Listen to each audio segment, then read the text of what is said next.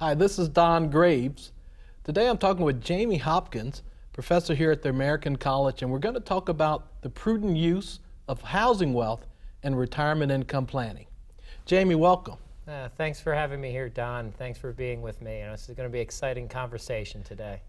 Jamie, you're a professor here at the American College, and for many years reverse mortgages had gotten really a black eye and not a good reputation, but you've changed your position in a lot of ways. What happened?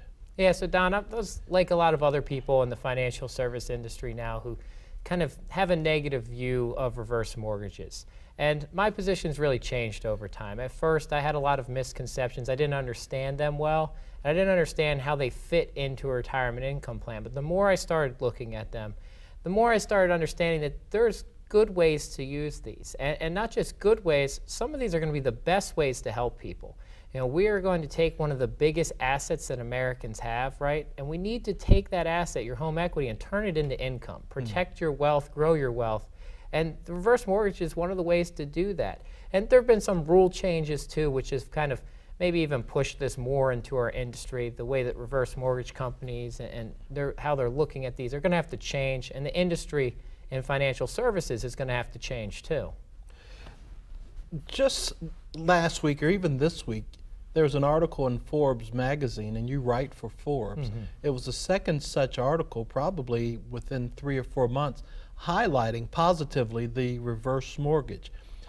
How did that come about?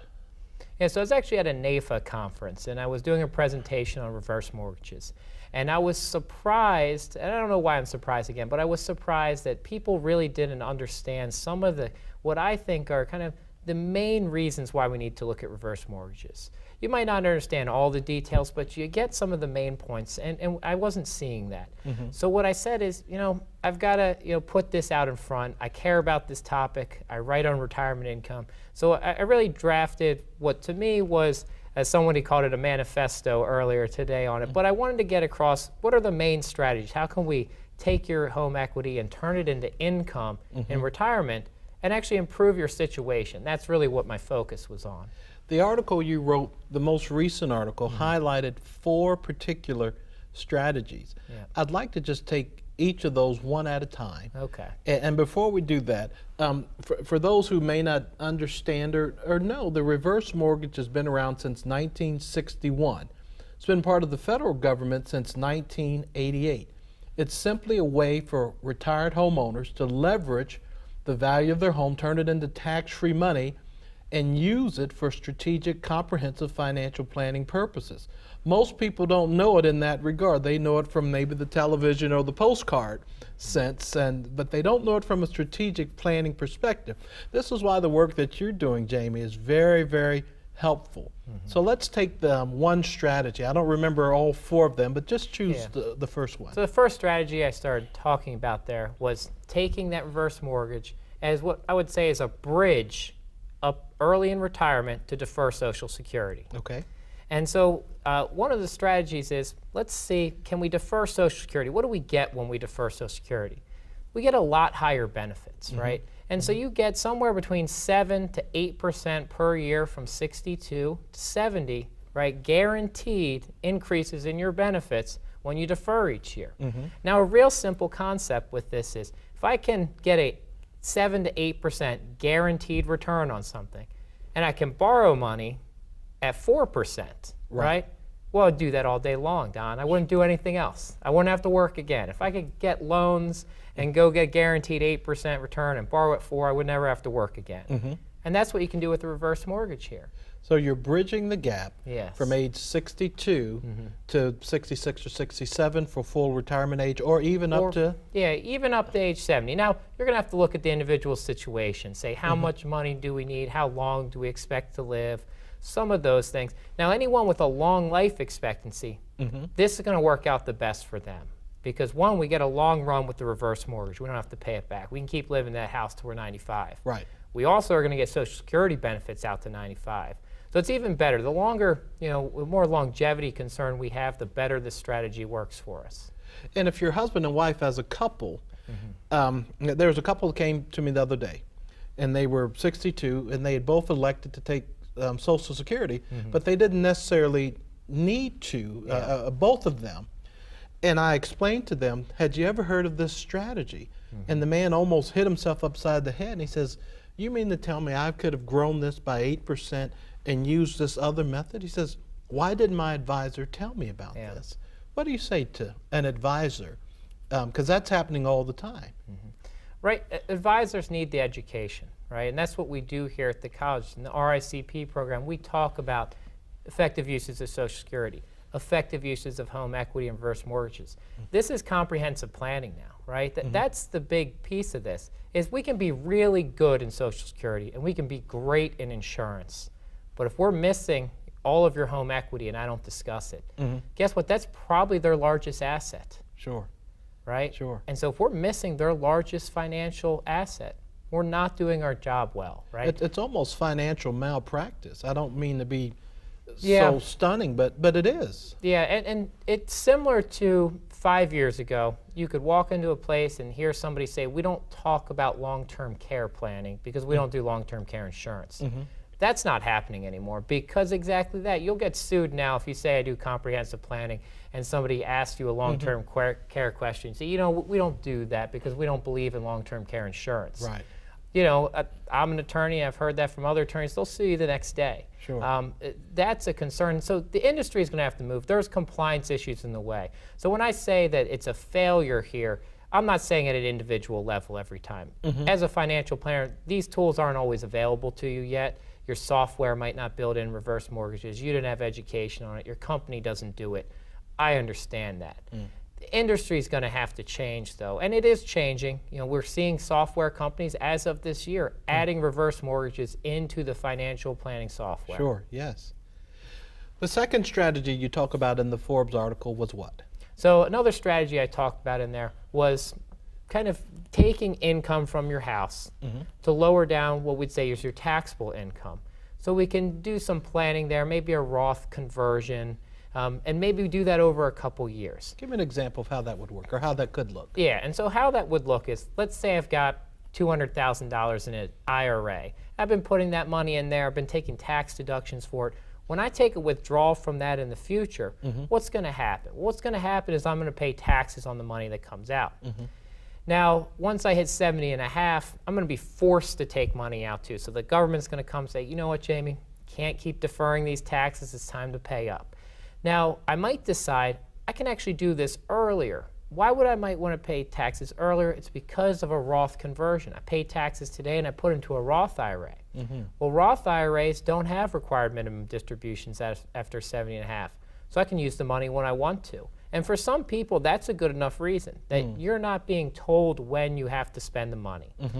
Now, the reason why reverse mortgage here helps is because I could get my income for the first couple years of retirement, Okay.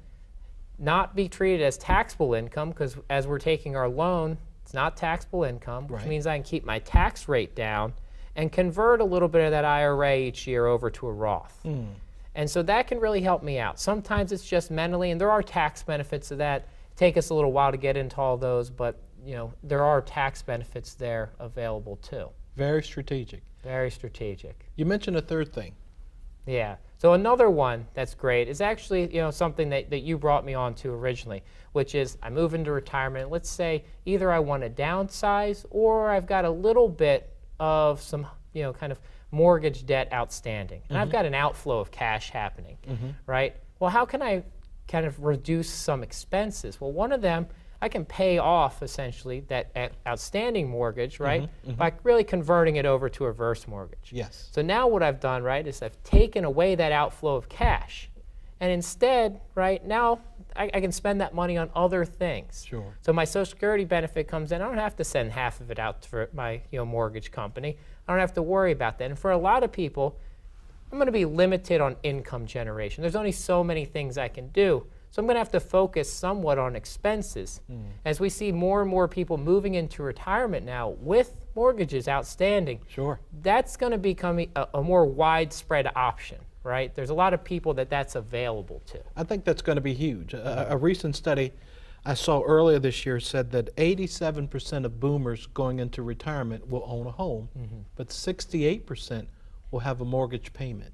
And so I would say to an advisor, if you know that almost 2/3 of the boomers going into retirement will have a mortgage payment, do you know a way to mitigate that, and what strategies can be used? And that's something you pick up in that third point in the article. I appreciate that. Yeah. So Jamie, tell me about the fourth one. Yeah, so the fourth one is actually some language that even people in, kind of reverse mortgage world in financial services aren't always familiar with, and that's sequence of returns risk. And reverse mortgages can do wonders for helping us mitigate this really big risk in retirement income planning. And why I say a lot of people don't know about it is when you're saving money, when you're saving for retirement, you don't care about sequence of returns. You care about average returns and returns over your savings period. Once we get to retirement, all of a sudden we care what happens in the first couple years of retirement. Does the market drop 30% year one? Well, when that happens and I've got to go to my assets and sell a bunch of them to meet my income needs that first year, you know what I've just done to my portfolio longevity? I've wiped it out. Devastated. It's devastated, right? It's gone. It's never going to last my lifetime anymore. That's the big concern for people. That market drops and I gotta spend money. I gotta pay my needs each year, and so I gotta sell things. Now, what reverse mortgages can do is I set up that line of credit, that HECM line of credit, right? I get that set up. I pay a little bit of money up front. Now it's sitting there. It's growing. And when the market drops 40%, do I want to pull money out of my stocks when it's down 40%? No, you don't want to lock in the losses. I don't, right? Because that's permanent, right? I'm never really going to make that up again. But what I can do instead is go to my reverse mortgage. And I can pull money out of there to meet those income needs and leave my stocks alone so that over the next 2 years, they go back up, right? Now, again, sometimes that's hard. It's not always easy to say which years the stocks are down and which years are up. 2008, we know. Right? The bad years when it's down 30, 40%, we know the market is down. It's not a surprise. Right. We expect it to go back up. Now, you might not be able to use this strategy each and every year, but those really bad years, right? You retired in 2007 and 2008 happened. I don't want to lock in those losses. I want to take money from somewhere else. Sure. And that somewhere else can be your reverse mortgage, and you can get that income and protect the longevity of your portfolio. And we see that that has tremendous value for making that income from that portfolio last a lifetime. Jamie, thank you so much for unpacking the Forbes article, kind of your journey into that, and it's a tremendous transition. One of the things that you and I are doing is that we've partnered together to create a HECM Institute, a training and a certification for financial advisors to learn more about, and kind of a standalone. Why did you think that was important? Yeah, I think this is really important because advisors need more education here, right? We need to move the needle. We need to play where the puck's going to be in the future. We need to be there and take home equity and reverse mortgages and get advisors using this, companies using this inside of their comprehensive planning. And so that's why we're so excited here at the college, to endorse this program and move forward with it, because we need this continued education here. Great. Jamie, thanks so much for being here. This has been Don Graves talking to Jamie Hopkins. We'll see you next time.